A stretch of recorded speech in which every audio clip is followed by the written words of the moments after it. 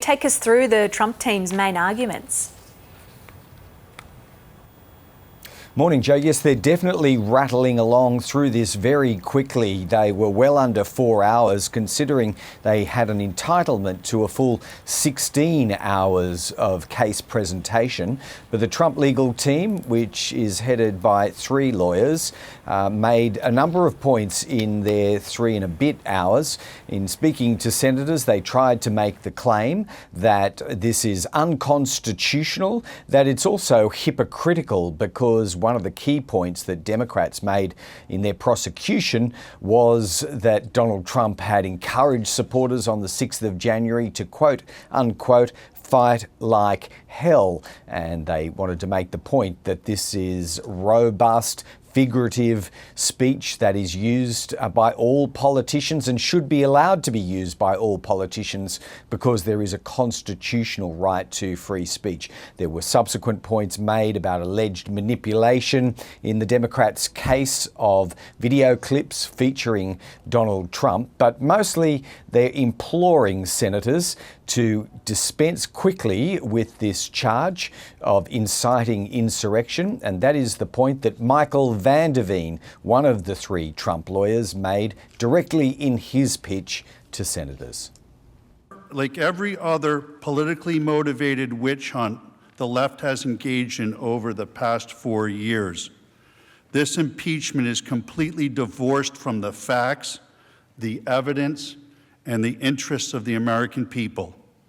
The Senate should promptly and decisively vote to reject it.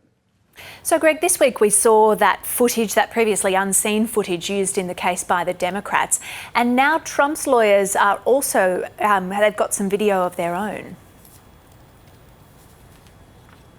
Yes, Joe, it's video for video in the rival presentations that we've seen over 4 days now. There were so many clips used by Democrats. There was previously unseen CCTV security camera vision from inside the Capitol, but there were also many reminders from publicly aired clips of what went on as the mob invaded the House. Well, today it appears that the Republican, or the former president's team, to be more precise, have delved into the video archive themselves, and they've tried to rebut many of the points made by the Democrats, saying they were taken out of context with their clips of Donald Trump, that he wasn't inciting insurrection, he was just using phrases that are commonly used by politicians of all stripe.